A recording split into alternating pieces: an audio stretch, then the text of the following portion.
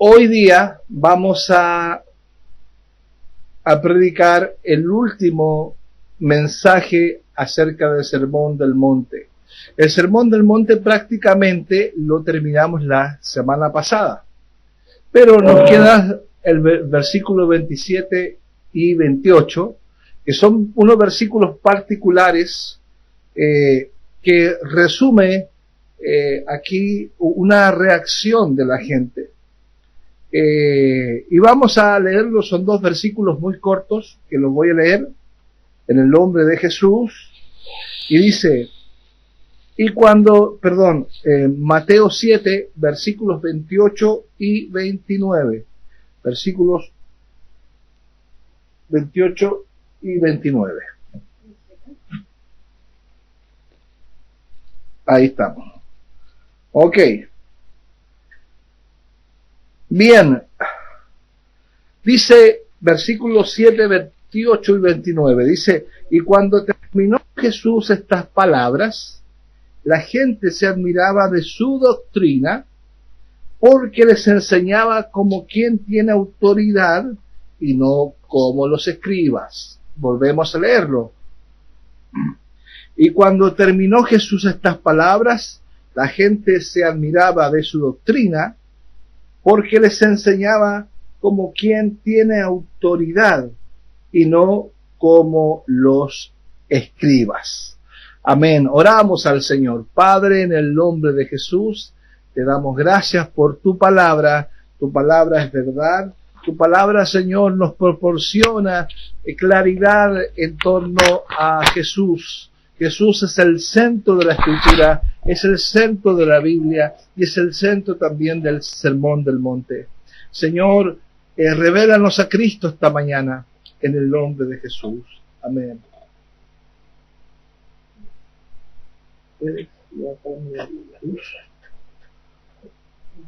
Sí, más cerca. Amén. ¿El volumen? Amén. Bien, la semana pasada terminamos con las instrucciones de Jesús y vimos que teníamos que nosotros los discípulos tomar una decisión frente al mensaje de Jesús. En esta ocasión vamos a centrarnos en la reacción de la gente al Sermón del Monte. Lo que impresionó a los primeros oyentes del sermón, como a sus discípulos, fue la autoridad extraordinaria de este predicador. Eso fue lo que llamó la atención de los discípulos, de la gente que le escuchaba, porque nosotros sabemos que en el capítulo 5, el versículo 1, dice, viendo la multitud, subió al monte y sentándose vinieron a él sus discípulos. Primero fueron los discípulos sus oyentes, pero después en el capítulo 7, ya en el verso 28, dice, cuando terminó Jesús esta palabra, la gente se admiraba. Ya se había pasado de ser los discípulos a ser la gente, a ser parte de la multitud. La multitud se fue acercando a medida que proseguía hablando Jesús en el monte. Entonces, para ellos se maravillaban por la autoridad extraordinaria de Jesús. Jesús no tartamudeó, no vaciló, no titubeó, no se mostró inseguro y no defendió su doctrina, ni tampoco fue rimbombante. En su lugar, con callada y modesta confianza, declaró la ley vigente para los ciudadanos del reino de Dios. Recordemos que el Sermón del Monte es la ley vigente, es la Constitución, es el marco legal, por decirlo de alguna forma, en que nosotros los cristianos tenemos que conducirnos. Y la gente se admiraba exactamente por esto. Ellos quedaron estupefactos, asombrados, sin aliento. Me llama la atención que Juan, en su relato acerca del Evangelio, nos dice que los principales sacerdotes y fariseos le preguntaron a los alguaciles por qué no habían capturado a Jesús, y algo así le respondieron. Esto aparece en Juan 7:46. Le respondieron a esto los alguaciles. Le dijeron: jamás hombre alguno ha hablado como este. Gloria a Dios. Jamás hombre alguno ha hablado como este. Por cierto, ningún hombre ha hablado como Jesús y hablará como Jesús. Sino, lo que podemos hacer nosotros es que podemos hablar la palabra de Jesús, no hablar como Jesús, no hablar, pero sí podemos usar sus palabras, que enseñadas correctamente pueden transformar almas pecadoras. En esta última entrega de exposición bíblica de hoy, la exposición bíblica del Sermón del Monte, quiero analizar esta reacción de las gentes que dijeron: enseñaba como quien tiene autoridad y no como los escribas. Aquí hay un contraste porque los escribas, los fariseos, eran la autoridad religiosa de la época de Jesús. Eran las personas que más sabían, eran las personas que eran un referente espiritual para la nación. Pero ellos marcan la diferencia y contrastan aquí con esto. Dicen: enseñaba como quien tiene autoridad, y no como los escribas. O sea que están diciendo que los escribas y los fariseos no tienen la autoridad de Jesús. No están diciendo que no tiene autoridad. No. Está diciendo que no tiene la autoridad que en Jesús sí la veían.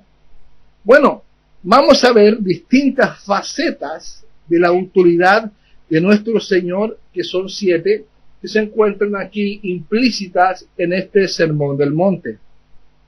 Son 7. La primera es la autoridad de Jesús como maestro.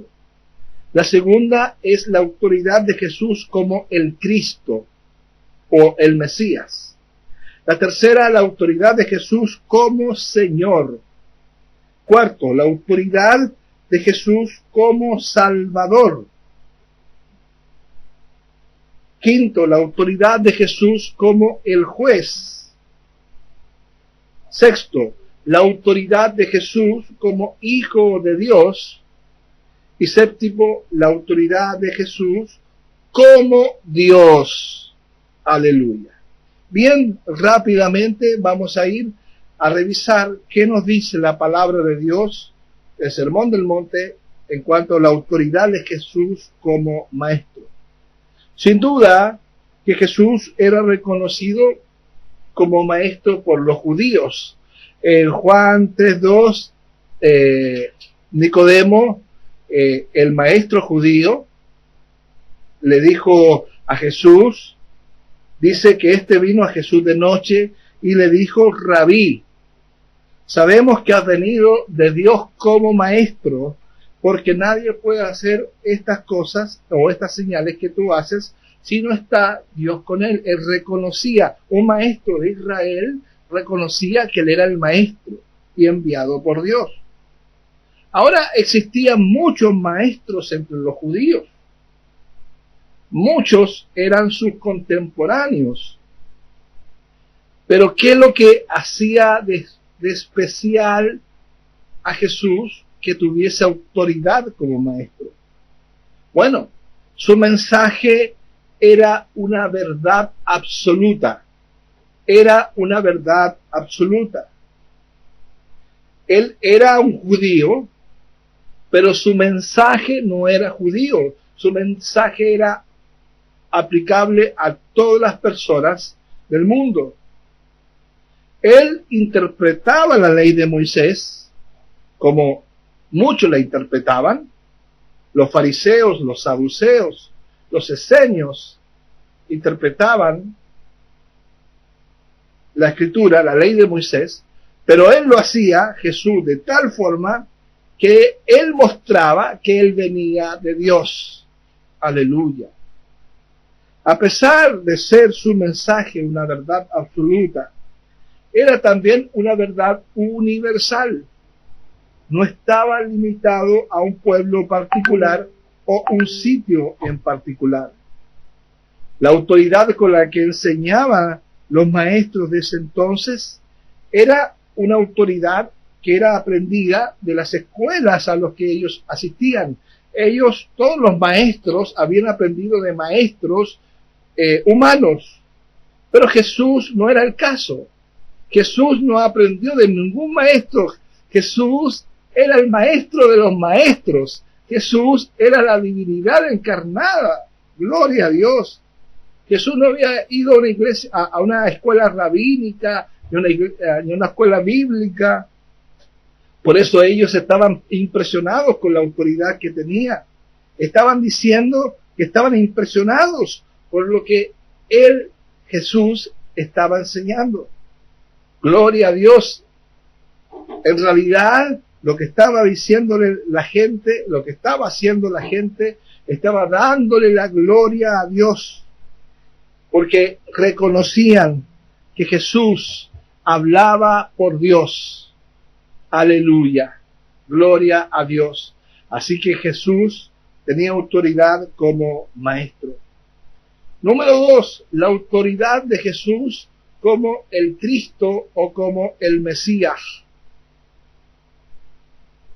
Jesús se ve a sí mismo como alguien enviado por el Padre, como el Mesías, el Cristo. Él dijo en el Sermón del Monte que no había venido a abrogar la ley y los profetas. Esto se encuentra en Mateo capítulo 5, versículo 17, dice: no penséis que he venido para abrogar la ley y los profetas, no he venido para abrogar, sino para cumplir. O sea que Jesús implícitamente está diciendo que Él ha venido, Él ha sido enviado para cumplir la ley de Dios. Él ha sido enviado ¿por quién? Enviado por Dios, enviado por el Padre. Y ese envío está implícito que Jesús es el Cristo, es el Mesías. Esto hablaba de su misión como enviado de Dios. Nuestro Señor sabía que las predicciones de la ley y los profetas encontraban su cumplimiento en Él. Jesús sabía que Él había venido a cumplir la palabra de Dios y que todas las líneas del testimonio del Antiguo Testamento convergían en Él. Gloria a Dios. Nuestro Señor no se veía como un profeta, ni siquiera como el más grande de los profetas, sino más bien se consideraba como aquel en el cual se cumplía la profecía. Él no era el mensajero, Él era el mensaje. Él no era el que anunciaba lo que iba a venir. Él era la anunciación. Él es el meollo del asunto. Gloria a Dios. Desde Génesis 3:15 en adelante, Él, Jesús, es la simiente de la mujer que venció al diablo, que venció a Satanás, que vence a Satanás. Gloria a Dios. Jesús es el Cristo, Jesús es el Señor, y Jesús tenía autoridad como el Cristo. Amén. Tercero, la autoridad de Jesús como Señor. La autoridad de Jesús como Señor. El título de Señor no se refiere a un título de honor, sino que en el contexto bíblico se entiende como el nombre de Dios.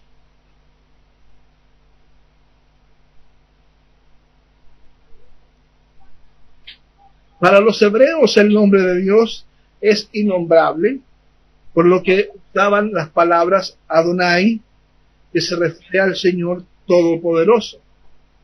Para los griegos el nombre de Señor se traducía Kurios y es exclusivamente para Dios. En el contexto del Sermón del Monte, cuando Jesús señala que los discípulos le llamaban Señor, Señor, aquí aparece en Mateo capítulo 7, verso 22, cuando le dice, muchos me dirán en aquel día, Señor, Señor. ¿Te acuerdan la semana pasada? Ellos no reconocían quién era Él. ¿Te acuerdan que yo les hablé acerca del sustantivo o del sujeto, perdón, del sujeto activo? Les hablé del sujeto activo. El sujeto activo aquí no está en Jesús, sino que está en ellos. Ellos estaban robando la gloria de Dios, porque decían, no profetizamos en tu nombre, y en tu nombre echamos demonios, y en tu nombre hicimos milagros. O sea, estaban hablando de nosotros, yo.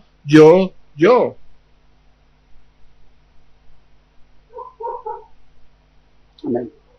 Así que ellos no reconocían quién era Él, no reconocían su señorío. Pero Jesús, sí, Él se reconocía como Señor. En Juan 13:14, por favor búsquelo o anótelo, vaya anotando las citas que le voy dando, por favor, para que las busque más tarde.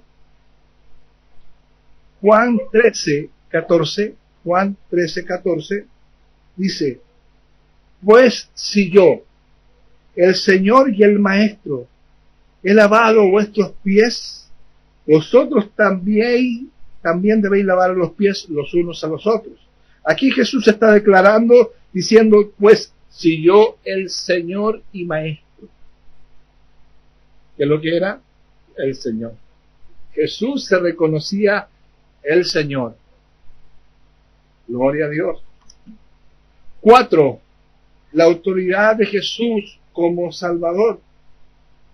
En el Sermón del Monte, Jesús señala el camino de la salvación. Él enseñó que la puerta estrecha era la que conducía al camino difícil que terminaba en la vida. Fue muy claro sobre cuál casa resistiría la tormenta del juicio y cuál fundamento. ¿El de la arena? No, el de la roca. Él no solo enseñó el camino de la salvación, sino que Él otorgó la salvación. Designó a sus discípulos a ser sal de la tierra y luz del mundo, refiriéndose a que fueran portadores de la salvación. Si los discípulos eran portadores de la salvación, era porque Jesús les había otorgado la salvación. Jesús no solamente le muestra el camino de salvación, sino que Jesús es la salvación. Aleluya, Jesús es la salvación. Gloria a Dios. Y por lo tanto, tú y yo somos portadores de la luz y somos portadores de la sal. Somos luz y sal del mundo, somos portadores de la salvación. Amén. Número 5. La autoridad de Jesús como juez. La autoridad de Jesús como juez. El Sermón del Monte tiene un trasfondo escatológico. Escatos quiere decir que habla de los asuntos finales, de los acontecimientos finales. Era un trasfondo escatológico, una perspectiva del juicio venidero que ha venido a este mundo. Nuestro Señor Jesús es el juez, y es el juez que oye la evidencia y dicta sentencia. En Mateo capítulo 7, verso 22, Jesús revela que en aquel día del juicio, aquí dice, muchos dirán en aquel día. Si uno se pregunta en aquel día, ¿qué aquel día? ¿Cuál es? ¿Qué día está hablando Jesús? Está hablando en aquel día, está hablando escatológicamente, está hablando en el futuro, acontecimiento futuro, ¿qué sucederá? Que habrá un juicio. Y está diciendo que muchos le dirán, Señor, Señor, y entonces le declararé. Muchos le dirán, Señor, Señor, y dirá la sentencia. ¿Y cuál será la sentencia? Jamás os conocí, nunca les conocí. La sentencia de nuestro Señor que pronuncia estaría también relacionada con él, con el apartados de mí, hacedores de maldad. En el sermón, en el capítulo 7, Jesús se destaca como juez al excluir de su presencia a los hombres insensatos. Nuestro Jesús asume el rol de juez en el Evangelio de Mateo, describe con mayor detalle cómo se sentará en su trono de gloria a juzgar la humanidad. Vea conmigo Mateo 25:31, y aquí habla de que cómo Jesús se sentará como un trono, en el trono como un juez, porque Jesús viene a este mundo a reinar, pero viene como juez. Y dice, cuando el Hijo del Hombre venga en su gloria, y todos los santos ángeles con él, y todos los santos ángeles con él, entonces se sentará en su trono de gloria y juzgará. Gloria al Señor. Amén. Gracias al Señor por su palabra tremenda, tremenda. Gloria a Dios. Aleluya. Bien, vamos a continuar.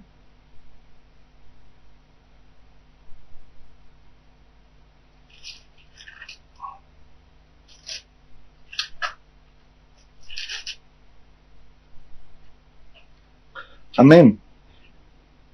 La sexta, ya la penúltima, nos dice que la autoridad de Jesús como Hijo de Dios. En el Sermón del Monte, Jesús nos ofrece una doctrina completa de Dios. Es el Creador, el siguiente orden natural, el sol, la lluvia, y provee a los pájaros el alimento, las flores, el vestido, y los seres humanos de lo necesario para vivir. Dios provee de todo, y eso aparece en Mateo capítulo 6, cuando Jesús habla acerca del afán y la ansiedad. Lo habla del versículo 25 al 34, cuando nos dice, no os afanéis por vuestra vida, qué habéis de comer o qué habéis de beber, ni por vuestro cuerpo que habéis de vestir. Mirad las aves del cielo. Y él está hablando de la creación allí, y está hablando de que él sustenta y todo lo hace.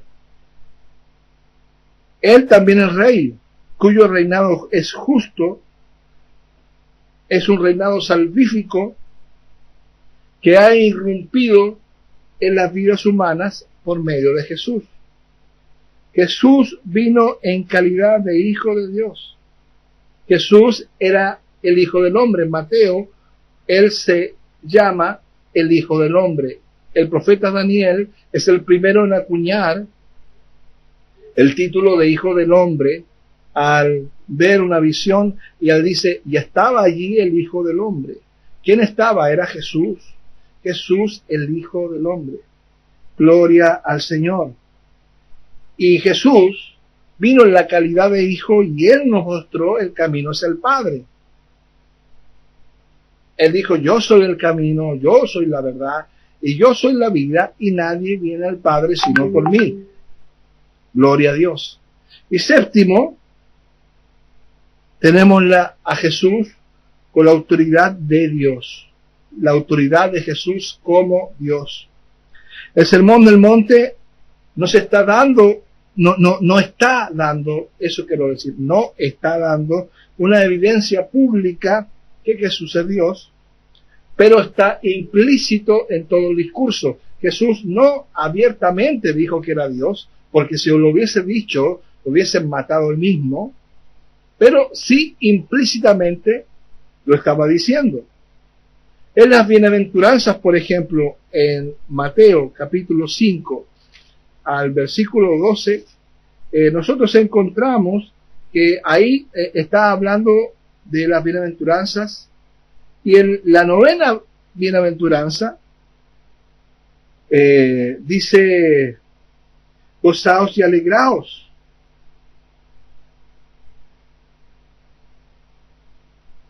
porque vuestro galardón es grande en los cielos, porque así persiguieron a los profetas que fueron antes de vosotros.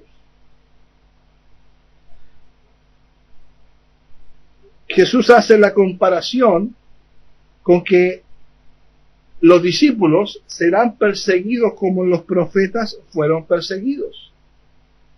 Aquí Jesús nos revela, nos deja entrever, nos muestra un poquitito de que así como los profetas fueron fieles a Dios y fueron perseguidos y muertos por su causa, así también lo seremos sus discípulos. Así también lo serán los discípulos de Jesús, que seremos los verdaderos, los fieles discípulos de Jesús. Seremos perseguidos y moriremos por su causa. En el libro del Apocalipsis, capítulo 22, por favor, pues quiero que usted vaya conmigo al libro del Apocalipsis, capítulo 22. Aquí aparece la visión donde Juan ve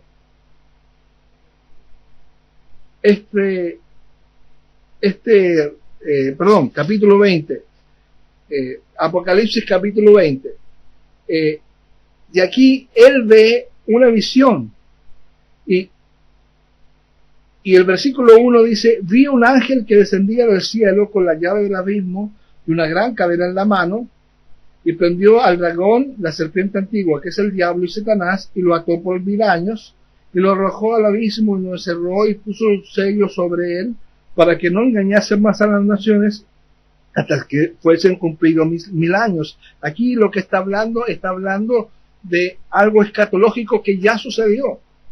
¿Y cuándo sucedió? Cuando ató Jesús al dragón, a Satanás, lo ató en el desierto. En el desierto de la tentación, ató a Satanás, y claro, porque nosotros podemos decir: Satanás anda suelto por el mundo, pero no anda suelto, sino que él está atado con una cadena. Está atado. Satanás está atado por Jesús. Gloria a Dios. Y después de eso le dice, y dice: y lo arrojó al abismo y lo encerró y puso su sello sobre él, para que no engañase más a las naciones hasta que fuesen cumplidos 1000 años. Los 1000 años no son un número cronológico, sino que lo que está refiriéndose a que muchísimo tiempo, en mucho tiempo, va a estar encerrado. Y después de esto debe ser desatado por un poco tiempo, que será al fin del tiempo. Y en esa circunstancia, Juan, él vio un trono, y vio que se sentaron sobre ellos y los que recibieron facultad de juzgar. Y aquí está lo interesante: y vi las almas de los decapitados por causa del testimonio de Jesús y por la palabra de Dios. Es lo mismo que no se está hablando aquí. No se está hablando aquí que serán perseguidos. Seremos perseguidos los fieles por Jesús. Los fieles. No se espera ese futuro, hermanos. Pero ese futuro es un futuro glorioso. ¿Por qué, dirá usted? Porque dirá: y vi las almas de los decapitados por causa del testimonio de Jesús y por la palabra de Dios, los que no habían adorado a la bestia ni a su imagen, y no recibieron la marca en su frente ni en sus manos, y vinieron y reinaron con Cristo 1000 años. ¿Qué está diciendo aquí Juan? Lo que nos está diciendo es que la famosa marca de la bestia, no es ninguna marca, sino que es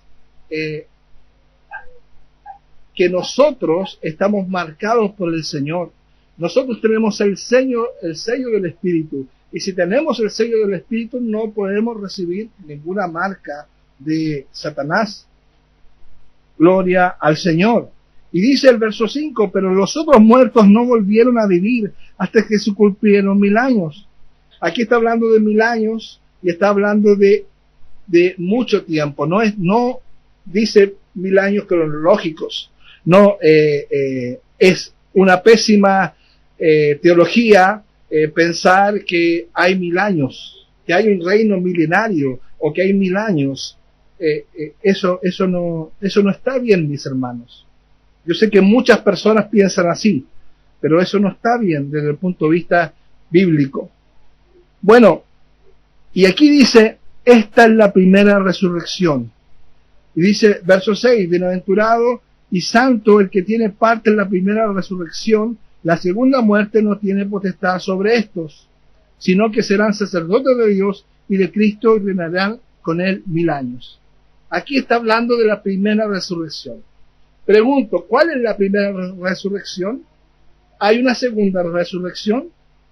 Hermanos, la primera resurrección se refiere a la resurrección, a Juan capítulo 11, cuando dice, yo soy la resurrección en la vida, el que cree en mí esté muerto, que el que cree en mí, aunque esté muerto, vivirá. Está hablando de la resurrección, de la regeneración.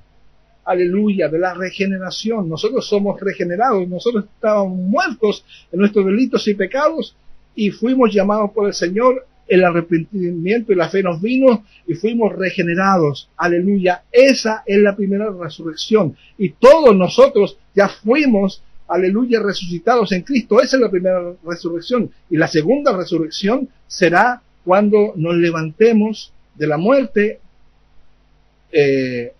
los incrédulos y los creyentes, y seamos juzgados, y los incrédulos serán condenados al lago de fuego y azufre. Eso es lo que nos está hablando aquí, cierre paréntesis, cuando dice que seremos perseguidos y muertos por su causa. Y así lo serán los discípulos de Jesús. Ahora Jesús está diciendo, él aquí, implícitamente que Él es Dios. Si Jesús no fuera Dios, ¿con qué autoridad hubiese dicho los fariseos y escribas que Él era la verdad? Recordemos que nuestro Señor le dijo a los escribas y a los fariseos, en Mateo 5, versículo 17, 18, le dijo, ¿oísteis que fue dicho? Pero yo os digo. Le estaba diciendo ahí, pero yo os digo. Con esto afirmaba que él tenía una autoridad mayor que le había sido entregada. Que él era la autoridad de Dios hecho hombre. Que él era Dios hecho hombre. Aleluya. Gloria al Señor. Amén. Conclusión, hermanos.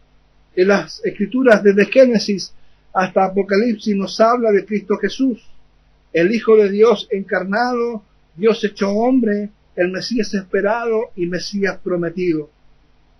El centro de todo es Jesús. Es el Evangelio. El Evangelio es cristocéntrico. El sermón del monte es cristocéntrico. Nosotros estas 10 últimas semanas hemos visto que el sermón del monte no es un conjunto de sermones separados, sino que es un sermón, un solo sermón con 4 subdivisiones, en las cuales Jesús habla de la relación con Dios, la relación con los hombres, de los discípulos de Cristo, los regenerados, los nacidos de nuevo. Estas semanas, hermanos, en lo personal, yo he sido impactado por las palabras de Jesús, que nos hablan de que aunque somos salvos y que nadie nos arrebatará de su mano, tenemos que tomar la decisión de caminar por el camino angosto que lleva la vida y que son pocos los que lo hallan. Tenemos que entender que somos llamados a ser hijos de Dios. No hijos del pecado, somos hijos del Santo, por lo tanto debemos aprender a caminar en santidad, mortificando la carne, haciendo morir las obras de la carne, ya que todo nuestro peregrinaje terrenal estaremos en la lucha diaria con la carne. Así que tenemos que aprender ya desde hoy, aprender a hacer morir las obras de la carne. Debemos perseverar en el camino angosto. Ese camino es el que nos llama Jesús. Él es el camino. Él es el camino angosto, el cual ciertamente es difícil, pero no estamos solos.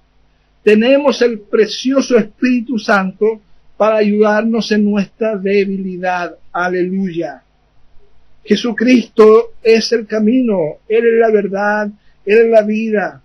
Tenemos que reconocer que Él tiene autoridad como Maestro, como el Mesías, como Señor, como Salvador, como Juez, como Hijo de Dios y sobre todo como Dios encarnado.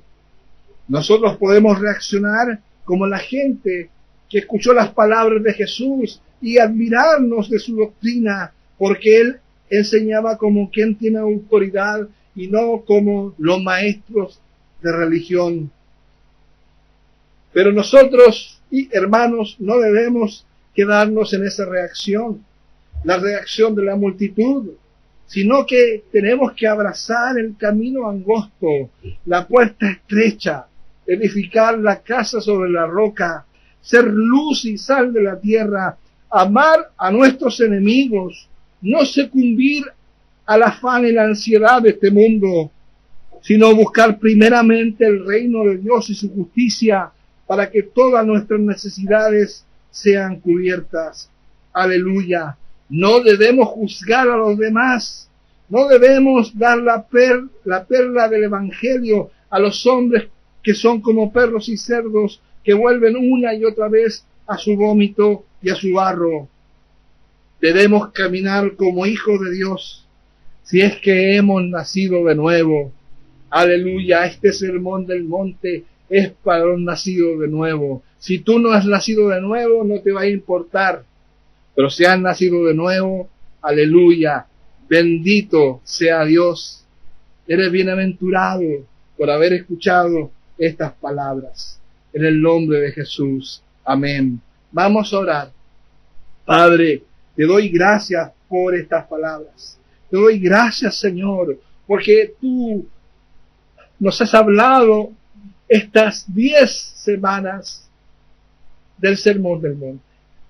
Gracias, Señor, porque nos has hablado, Señor, de la importancia de escuchar, de oír, de aprender, de atesorar en el corazón, porque ahí vamos creciendo. Gracias, Dios, porque empezaste suave, empezaste hablándonos bienaventurados y terminaste, no todo el que me dice Señor, Señor, entrará al reino de los cielos. Gracias, Señor. Gracias, Señor, porque eso demuestra que estrecha es la puerta que llega a la vida y son pocos los que la hallan. Gracias, Señor, porque nosotros la hemos hallado por tu gracia, porque ningún hombre, por más esfuerzo que haga, podrá alcanzarla, sino, Señor, con arrepentimiento y fe en Jesús podrá ser alcanzada. Gracias, Señor, por tu palabra este día. Gracias porque hoy nos has mostrado la autoridad de Jesús. La autoridad de Jesús. Gracias por la autoridad de Jesús como Maestro, como Mesías, como Señor, como Salvador, como Juez, como Hijo de Dios y sobre todo como Dios encarnado. Gracias en el nombre